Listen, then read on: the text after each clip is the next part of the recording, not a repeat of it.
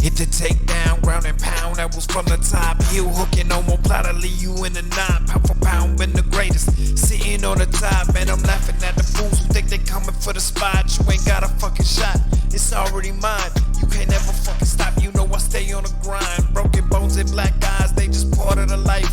Haymaker, MMA, we taking over your mics. No sleeping, bloody knuckles, it's nothing to the hustle. I'll be fighting till I die, every day is still a struggle. I made it out the rubble, my knees ain't never buckle. I came here for a fight, but I'm ready for a rumble. So you gotta feel the chaos we've been leaving behind, cause ain't nothing going down that I didn't design. But it's time to start the show, so extinguish the flame. Haymaker MMA, we going straight for your brain, yeah.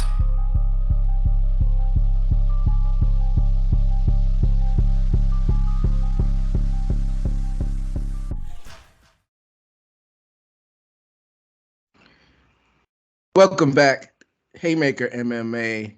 I am EJ Reed, joined by Aaron Admeyer, producer Jay. No Steve with us today. He'll be back for the UFC 289 reviews and previews. Bonus episode today. Aaron Admeyer. Oh, it's going good. It's going good, man. Had a good weekend.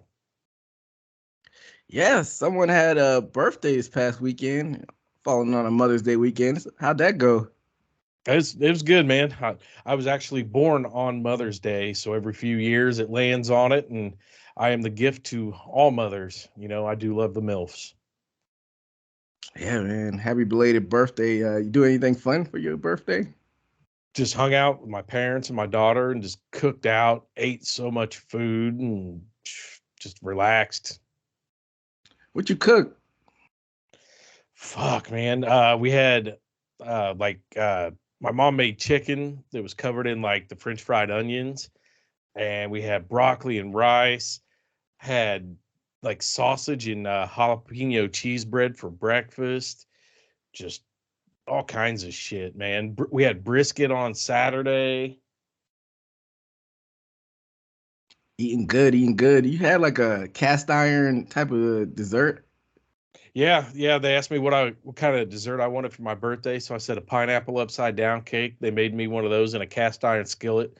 Best I've ever had. I mean, it was just amazing. It looked good. I saw it on social media or one of the platforms we're on.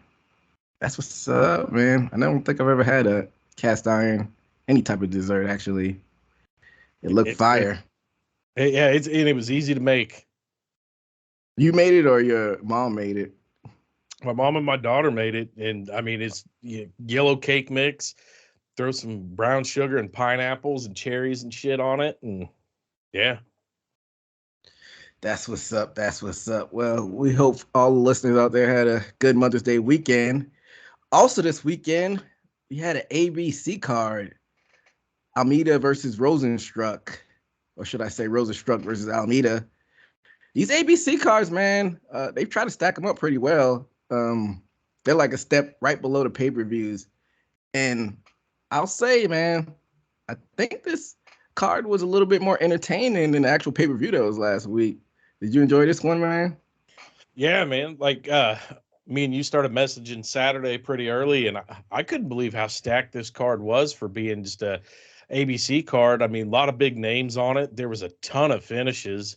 I really enjoyed it. I mean, it would have been a good numbered card. Indeed. A lot of rank fighters on the actual main card. But let's go through some of these results of the prelims before we get into the main card. We had Tanero Labosa defeating Jessica Rose Clark by submission. Brian Battle defeating Gabriel Green by KO. Mandy Boom defeating Kim Ji-yeon by decision. Douglas Silva de Andrade defeating Cody Stamen in a decision. Carl Williams defeating Jay Sherman by decision. And then Matt Brown defeating Court McGree KO. Any of these prelims fights stand out to you? The first one, I liked it. Lisboa, that was a good fight. She was winning pretty much the whole fight, but I like how she didn't take her foot off the gas and got the submission at the end. You know, she could have cruised to victory very easily, but I mean, she decided to keep scrapping, and that was an enjoyable fight. The Matt Brown fight, God damn, that dude still got it. I mean, it shows that, he might be getting older. I think he's 44 now, 42, something like that. And I mean, just made quick work of Court McGee, who's, pretty tough customer, but that fight didn't last long at all. So that was good. Of course, now we got McGregor and Matt Brown kind of talking shit back and forth, wanting to set something up. Oh, really? What were they talking about? That Matt Brown has the record for most knockouts in the UFC now, and McGregor started chirping, saying that he's going to take the record or whatever, which you got to fight to do that. I mean, yeah, that's definitely not happening. Also the Brian Battle, Gabriel Green, the hometown kid, Charlotte, Brian Battle, he starts Gabriel Green with that punch. It was like they said the fourth or so fastest knockout in UFC history. I'm not sure if it was UFC or the division history, but he got him out of there quick. Yeah, I didn't even have time to message about that fight. Like, it was just 14 seconds. Just they were trading pretty good, and Green was landing some good shots on Battle, but Battle, he threw that right, and it was over. Yeah, Green kind of rushed him. He kind of got, a little bit too ahead of himself and tried to rush the action, and Battle used that momentum, knocked his ass out. Also a fight on that card, I don't know if you got to watch it, that had controversy. Mandy Boone defeating the Kim Ji-yeon. Did you get a chance to look at that? No, I did hear about it though. I heard that, the scoring wasn't really on par with what happened in the fight. Well, so Kim Ji-yeon at the end of the second round, she kicked Boom way after the bell rung. And it was a little bit confusion behind that. Cormier was talking about it a little bit because the referee didn't wait to take the point until, I guess, right before the beginning of the third round. And so that happened. So, yeah, it was a pretty late kick, and it was pretty malicious. And then at the third round, Ji Young, she kicked, or did she knee? It was a knee when Boom was grounded. She had a hand down, so it was a grounded opponent technically. And then Boom, she sold it. I think she oversold it a little bit. She acted like she was way hurt than what she appeared to be. Yeah. She was on the ground, and like that doctor kept coming up to her and asking her if she could continue. And so I'm a little bit confused about how the rules work, because I thought that'd be a DQ, but they ended up just stopping the fight and going to the judges. And then she lost. Ji Young lost 2 points for that, for the one for the second round and the one from this round. So, I mean, you lose 2 points, you're probably going to lose the fight. Yeah. I heard something was wacky with the scoring and stuff. I'll have to go back and watch it, and just that way I can be caught up on it. Yeah, I don't know. I think Boom could have powered through it, but I mean, she'd be risking getting finished and losing a lot of money, losing half her check. So, I mean, you kind of don't blame her, but then you're like, you're supposed to be a warrior in there and finish if you can. Yeah, and Kim was a heavy favorite in that fight too. Yeah. But we talked about it a little bit earlier. Matt Brown turning back the hands of time with that KO of Court McGee. Yeah, man, he's a timeless guy, man. I mean, he's been in the UFC forever, it seems like. I guess he's appropriate named Immortal, his ring name. He said he wants to keep fighting, so I don't even know. You don't match him up with a Conor McGregor. You can't do that fight. I know you said they were chirping back and forth, I guess, on McGregor passing his record, but McGregor ain't going to pass his. I guess keep giving him, like, good old guy fights, I think. Yeah, if he's going to hang around the UFC, just, make him a gatekeeper, guard that top, 10 to 15. He's fought everybody. He's fought the who's who. I mean, he doesn't, need to fight any big name stuff. He's actually, the first thing I thought was he's one of those guys that would probably benefit from going over to bare knuckle, where you need to stand and trade. That's, his bread and butter. So if he stays around the UFC, he's a gatekeeper. He's going to be a real test for anybody coming into that division. But I think bare knuckles where it's at for guys like him. Him and Mike Perry have such a same style, just stand and trade and hope to land the big one. Bare knuckle ain't for the faint of heart, so he'll probably, take. See that picture that I posted in our Discord of that one guy the other night? Yeah, that was brutal. Looked like he went through a meat grinder or something like that. Yeah, it looked like somebody just hit him with an axe right in the head. But I've been told that it looks bad aesthetically, but it's a little bit better for your health than getting hit time and time after again with a glove and not being knocked out, because it's but so much damage you could take without the gloves being on. So more knockouts. So yeah, you're not getting that repeated hit in the head. It's usually just a couple and you're done. Exactly. But we'll be on the lookout for Matt Brown, see what happens with him in the future. I enjoy watching him fight, so give him more old guy fights. And we will make our way to the main card. Curtain jerker for this one. Alex Morono defeating Tim Means by submission. So yeah, this was a pretty entertaining fight from what we had of it. Tim Means looked good in the first round, but he just got caught in that guillotine the second round. Yeah, Tim Means was really busy during this fight, throwing a lot of strikes and stuff. He did look good, but then he, got caught with the submission halfway through round two. Alex Morono, he's one of those journey guys. He had a ton of fights in the UFC. Let's see, his last 5 fights, he just beat Tim Means. So the fights before that, he lost to Ponzinibbio. He beat Simbergler, and then he beat Mickey Gall, David Zawalda, and Donald Cerrone. Donald Cerrone's retired now. So, he's won his last 5 out of 6 fights. So, I don't know. Maybe give this guy a top 15 guy. Hell, let him fight Matt Brown. Oh, yeah. Both welterweights. So, you could go that route, or if they want to up the competition, let's take a look at these welterweight rankings. He just beat the number 5. No, I'm looking at a different fight.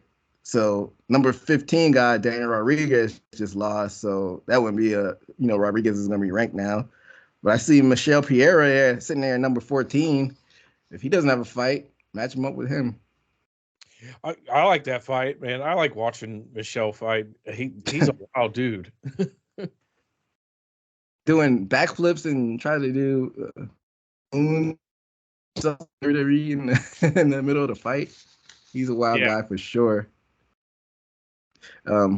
Next fight up, we had Carlos Ulberg defeating Ihor Potieria by TKO. Left hook on the temple. It was good night, Irene, for him. Yeah, that was pretty cool.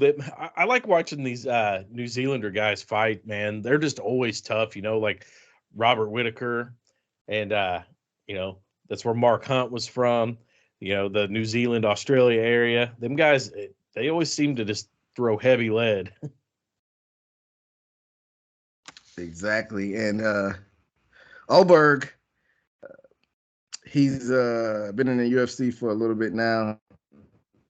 When he made his debut, this was his 5th fight.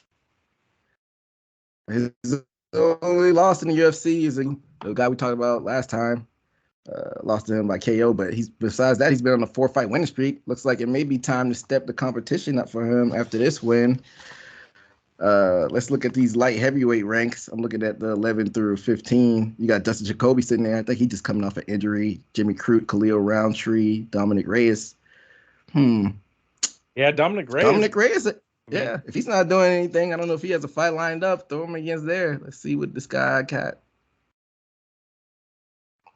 Yeah, I don't know if the rankings have been updated, but I expect, Anthony Smith and Johnny Walker, they fought on this card. I expect a little movement out of them.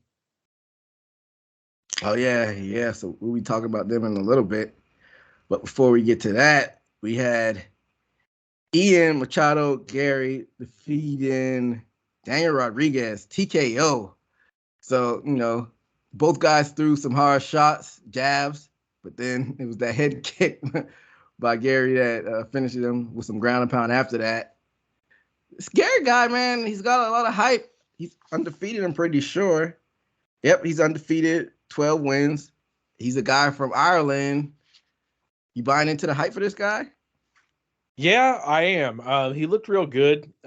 He kind of reminds me of a better, like a more polished Paddy Pimblett almost. What? I guess they're both kind of lanky. That's where the comparison comes in. Yeah, and I mean, of course, the Irish thing, but I don't know. It just, I don't know. When I was watching that fight, I was like, man, he kind of looks like you know, a lot of the style. A lot of those Irish fighters have a lot of the same style. They throw a lot of the kicks. Yeah. I mean, of course, I think they're gonna step up his competition now. Rodriguez is number 15, so I'm assuming they're gonna keep feeding them some top 15 guys. I don't know who's available right now, if anybody has any fights already booked. But I mean, this is the division that you got the champion, Leon Edwards. So anything can happen in this division. We already talked about Michelle Pereira. You got Jack Della, Madalena, number 13. Michael Chiesa, if he doesn't have anything booked, make that fight. Let's test out, see if Gary can defend and get some grappling. Yeah. I do have to say, though, Rodriguez, man, awesome tattoos. Yeah, man. That's how I can identify him, because I know he has that big 1986 across his chest. I guess he needs a reminder of what year he was born. Yeah. Interesting tattoo. But yeah, curious to see what Gary has. And like you said, he's a little bit of a talker. You see that from a lot of those guys from Europe, especially that area, Ireland, Britain, and Scotland area. So let's see if he can, back up his talk with the next opponent they give him. That takes us to our co-main event. Number 7, Johnny Walker defeating Anthony Smith by unanimous decision. Pretty decisive victory as well. Very methodical fight. Both were feeling each other out at first, and then they started throwing the big shots. Johnny Walker was throwing a lot of calf kicks. Second round, second round, Smith, threw 3 big right hands that missed. Well, I don't think they missed, actually. They actually hit him. They kind of, pushed Walker back a little bit. Then the third kicks, Smith chased, but it was too late to get the finish. Yeah, honestly, I wasn't very impressed with this fight. For being, within the top 10 of the light heavyweight, and Anthony Smith, he's fought for the belt before. It just, there's a big difference between these two guys in the top 5 light heavyweight. Like you said, there was a lot of feeling out, but they didn't look hungry. Like neither one of them looked like that they wanted an impressive win that could, kind of catapult them up in that top 5, maybe. Yeah. And then I don't know, did you get a chance to listen to Walker's post-fight interview? No, I didn't listen to it. You saying I could have finished him earlier on, but I just wanted to showcase my skills and, give my country a show back, people watching back home. I don't like that mindset. If you got a chance to finish him, you're trying to make a statement, go out there and finish the guy. Yeah, you know how Dana White likes the finishes. He rewards the guys, you want to get the finish. And somebody like Anthony Smith, he was winging some heavy hands and he could have got caught at any time. So I don't think it was a smart move on Johnny Walker's part to, say that or do that if that was his plan. I kind of feel like he's saying that because he couldn't do it, but he wants to make it seem like he could have. Yeah. And Dana White, I think it was the post-fight conference, he said he wasn't very impressed with it either. I mean, I think it might be a combination of what you're saying. Like he maybe just been saying that even though he couldn't. But it's times where Smith looked really hurt, and if you know Walker would have pressed on the gas a little bit, he probably could have got him out there. But like you said, it's probably easier said than done. Smith is a really tough guy. But yeah, like you said, Dana White wasn't impressed by it. Smith is a tough guy, like I said. So any win over a top 5 dude is pretty impressive. Walker is a guy who's kind of revamped his style since going over to Conor McGregor's coach and John Kavanagh over there in Ireland. When he came with a lot of hype. I think he was on the Contender Series. He had a wild style, not quite as wild as Michelle Pierre, like we were talking about earlier, but he came in with like a wild style, throwing a lot of wild stuff. But since he's got the Kavanagh's camp, he's been a little bit more methodical, a little bit more reserved with his picking his shots. I don't know where you go with him now because it's a lot of killers in that top 5. Yeah, I mean Johnny Walker's he should go up to about number 6 or number 5 after that. Anthony Smith. I mean, well, honestly, they'll probably just change spots on the list. Yeah. I don't even know what I would go with. I wasn't impressed with Johnny Walker. Maybe. So okay. So let's look at the top 5. You got Harry, number 1. Of course, he's gonna face Hill when he comes back from that injury. Then you got Magomed Ankalaev at number 2. That'd be a tough fight for Walker. You got John Blachowicz, the former champion, number 3. And you got Alexander Rakic at number 4. All of those would be bad matchups, but I think if you do give him one of those guys, it had to be the former champion. Would be a little bit easier fight for him than Blachowicz. Yeah, I like that fight. For Anthony Smith, it seems like I throw out Reyes' name every time, but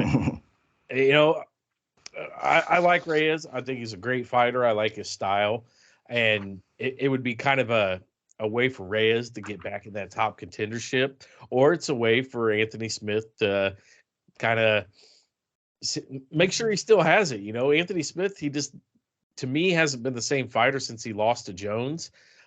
He lost to Jones like 4 years ago, and then he's lost 4 since. So I don't know if he still has it. So I think Reyes is the perfect fight for him to see. Are we just gonna designate Reyes to be the gatekeeper of the light heavyweight division now? Yeah, I am. Yeah, everybody that needs to prove himself in light heavyweight needs to start with Reyes. Hey, I don't know if Reyes would like that, but it is what it is. You are what you are, what your record says. So Reyes may be the stepping stone of that division from now on. But that moves us to our main event. Charlotte Almeida defeated Jairzinho Rozenstruik. Submission, first round. Very impressive win by Almeida. Got the early takedown and didn't give it up after that. Jiu-Jitsu 101. Ground and pound, a little bit of ground and pound, and then eventually got the rear naked choke. What do you think about this performance by Almeida? He looked great. He looked really good. Like, I can see him fighting for the belt, in his next couple fights. Probably not his next fight, but one more big win for him over somebody like, maybe Curtis Blades. Yeah, Almeida, he's a problem, man. He's definitely a problem in the division. And he's one of those, heavyweights. Not all of them are, built well. Some of them are, a little bit flatter than others. But this guy's built like a shit brick house. I want to say, is he undefeated? I want to say he's undefeated. I don't know if you have that in front of you. Let's take a look here. He's been on a tear. Let's see, Almeida. He's lost 2 fights, and his last loss was 5 years ago. Okay, so that was it in a Brazilian company. So he's been undefeated in the UFC so far. He's undefeated in the UFC. And how old is he? He is 31. That's a baby in the heavyweight division. It's such an old division. Yeah, he was ranked number 12. Rozenstruik was ranked number 9. So they'll probably end up just flip-flopping. And so looking at the top 10, you want to shoot him to the top. You want him to face number 4 Blades. I don't know when they're going to redo these rankings, but right now Blades is number 4. Tai Tuivasa would be a fun fight for him as well. I think he mentioned Tai too in his interview. I want to say, ooh, that would be. I mean, you don't see a lot of high-level jiu-jitsu guys in the heavyweight division, so I think he's got a higher ceiling than Sergey Popovich, to be honest.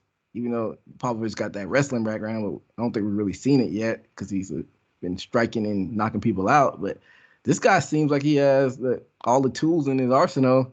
Tai Tuivasa is a heavy hitter, so let's see if he can get that big boy down to the ground and do the jiu-jitsu. Yeah, and I mean, it was an impressive fight. I mean, he put on a good show. He did win Performance of the Night. Maybe this catapults him up there and just, maybe they match him against Sergi for a title eliminator. It depends on what they rank him next. If they have him ranked maybe 6 and above, I can see them doing that. I mean, they do whatever they want. So even if he's ranked number 9, they may do that as well. There's no telling with these UFC rankings. Yeah, he just the way he moved in the octagon, he looked very comfortable, very fluid, just moves so good. I was like, man, this guy might give John Jones problems at heavyweight. The elephant in the room, Mr. John Jones. I don't think Jones fights him or Sergey Pakovich, to be honest. There's nothing in them. It's all risk, no reward. They don't have names. So, I mean, John Jones sell pay-per-view on his own, but, these two guys don't have names. And if he wins, he beats some up-and-comers, even though they're contenders now. But if he loses, he gives the moment a lot of John Jones haters been waiting for and losing. So I don't see Jones facing either one of these guys. I think it's going to be Stipe and Ngannou if he ever comes back. He has an announcement, I think, tomorrow, so we'll see what he says with that. I don't think Jones faces either one. I heard that Ngannou signed with Pro Fight League, and Fabricio Verdum is wanting to get in there and fight him, which Verdum, he's been cut several times. He's not the best fighter, but he's beat a lot of big names. He's pulled off wins he wasn't supposed to. Verdum, I mean, he was, I think, the second or third guy to beat Fedor when Fedor was still pretty good. I think he held the belt in the heavyweight of UFC for a while. He's beat like Travis Brown and names like that. So that could be fun over there. Yeah, but then what, you said Travis Brown is over in PFL? No, Verdum's beat Travis Brown. He beat him in the UFC. Yeah, I mean, you go Verdum. No, just ran and jump kick. Yeah. You beat Verdum, though. I'm sure PFL's probably paying him a bunch of money. Where you go after that? Cans? I mean, that's the good and the bad of it. Pretty much, Ngannou has a chance to go over there and just be undefeated and win every fight that they put in front of him. But that's the downfall. It's going to be all cans. It's going to be guys you never heard of, or guys that, flunked out of the UFC or, left for one reason or another, like Ben Rothwell, or, I could see even Mark Hunt trying to come back and do something. I think this is a terrible move on Ngannou's part. If you weren't going to do boxing, I like that move to get your money because, you probably get 20 million, 30 million from boxing. But I can't imagine PFL paying him that much more than what the UFC could have paid him, especially off the pay-per-view points he would have made off of fighting Jones. I mean, I'm not pocket watching this guy. I don't know what the deal is. So it may be a better deal for him. We'll see. I guess when he makes the announcement, maybe he'll have details with the deal. But yeah, I don't really like the move. I mean, everybody wants him to fight Jones. That's the fight of the decade, probably, if they actually make the fight, and kind of robbing us from that. That is the only fight that should have been made. And I don't think PFL can give Ngannou what he wanted. I think it was last show that we were on here when I read what his contract was that he turned down. I think it was like 3 fight, 20 million or something like that. Yeah, it was I think one championship offered him that, and he turned it down. So I'm guessing he's Yeah. going to PFL now. I mean, I can't imagine PFL being able to offer him that much more. You got Jake Paul over there. I wonder what they're paying Jake Paul. He's supposed to be debuting, I guess, early next year in MMA. I mean, they got the deal with ESPN, so maybe they have, money in that TV deal that we don't know about, where they can pay the fighters a little bit extra, and then smaller roster. If you have a smaller roster, you can pay the guys a little bit more. But like I said, it's really no intriguing matchups outside of the Verdun matchup. And then, I mean, sometimes you got to do it for your legacy, man. That Jones fight would have definitely been a stamp on his legacy if he could win that fight. And he may have robbed us from that. We may never see it, because if he doesn't come back to UFC, or because we don't know the length of that contract, once Jones fights Stipe, I think Jones is gone. Jones is still relatively young. I guess he's 36. That's kind of young for the heavyweight division. So I think Jones retires, and maybe if a intriguing fight comes back in the future, Jones will retire, because you know how retirements in combat sports goes. But I think Jones retires after the Stipe fight. Yeah, I believe so too. He'll retire, and the only way he's coming back is like just a big milestone, like a UFC 400 against Brock Lesnar here in a couple years, or 300. well, 300's coming up pretty quick. Yeah, that's gonna be next year. And they need to start booking on that, actually, because I mean, what was the last one? 288. Yeah, 288, and then we're coming up on 289. But UFC 400, that would probably be in the year 2028 or something like that. I mean, so 2028, I'll be 40. So he'd be 41. He could come back. He could still probably come back for that. I don't know. I kind of think Jones shouldn't retire and stay busy, with his out of the cage problems that he's had. If that free time on your hands, man, you're going to get in trouble. So I hope he stays busy and stays out of trouble. I get what you're saying, but at this point, he's pretty much firmly cemented that he's the GOAT, if not top 3 of all time. So he could stay active, but at this age, he's 35, so he probably doesn't want to come back and be that active. He just wants money fights at this point, because in his mind, he has nothing else to prove. Dang, UFC 200 was in 2016. Yeah, and it's 2024 will be 300, so that's 8 years in between. Yeah. So UFC 400 will probably be in 2032. I mean, Jones will be like 45, so I doubt he comes back for 400, but 300 is right around the corner. Maybe after the Stipe fight, they'll get him a good fight, and he wants to fight on that one just because it's a milestone event. Yeah, maybe that's what Ngannou is going to announce tomorrow or something, that, he's re-signed with the UFC, and, he gets the winner of Stipe Jones. That would be awesome. As fight fans, let's hope that happens. But talking about the loser of this fight, Rosenstruck, he's one of those guys that could, never pick up momentum. He'll win a fight, then he'll lose a couple fights, and he'll win a fight, and he'll lose a couple fights. I mean, I don't know what you do with this guy now. Yeah, I don't know. Let's see. Let me see where we can go with him. So before this Almeida fight, he lost to Dukakis. He beat Dukakis, my bad. Then he lost to Volkov, and he lost to Blaze. And then he won before that, and then lost before that with Ciro Gane. So he's lost to high-level dudes. He lost to Ngannou, too. He's lost to high-level dudes, but he beats, like, gatekeepers, the guys he's beating, or, like, lower-ranked guys. So he's that hump. I don't know who you put him against next. There's one place you go with him. Derek Lewis.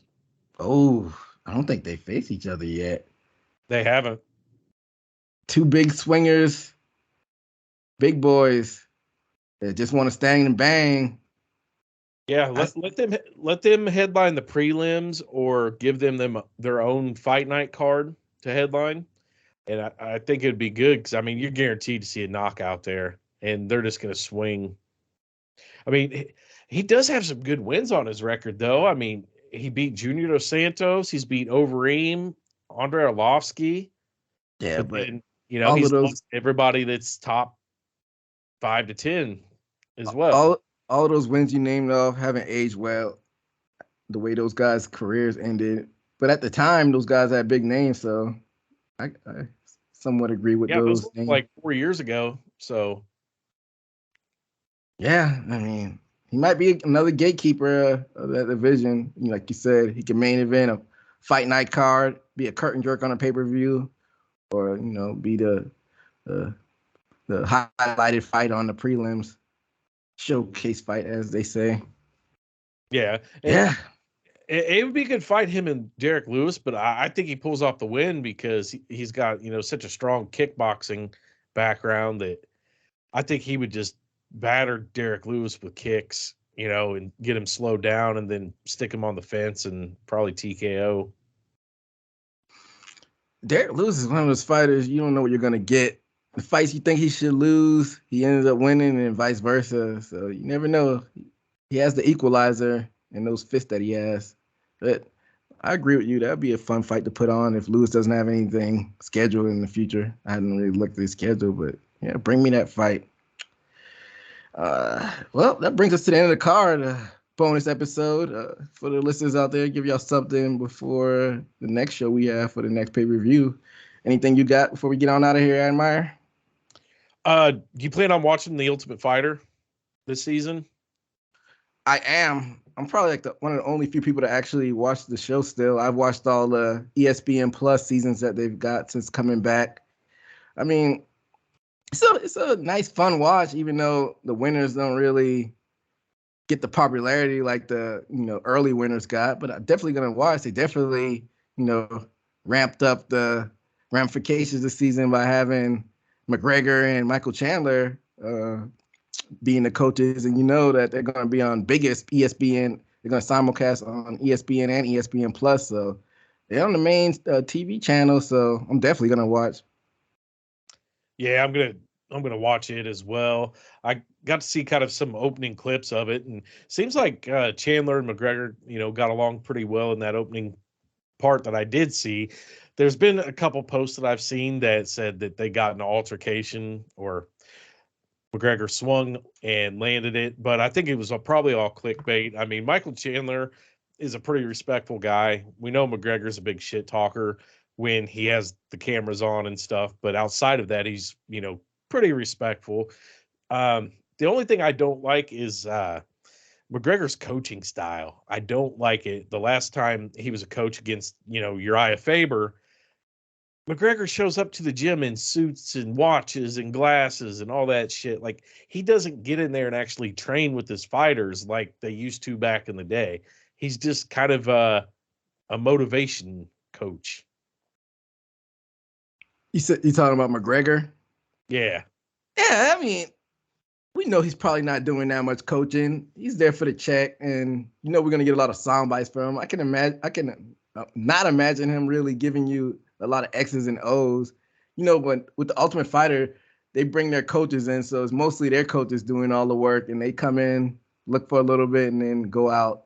But I think I saw a clip that you were mentioning earlier with them. They're squaring up, and McGregor was talking a little bit. You know how McGregor is.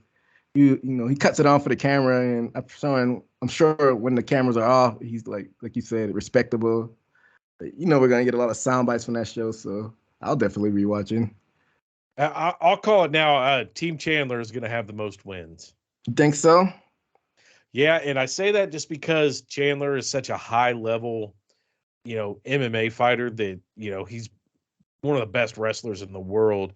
He has Ryan Bader helping him coach this season, which Ryan Bader has been through the Ultimate Fighter. He was a big wrestler at, I think it was Arizona State. There's a lot of experience on Chandler's team.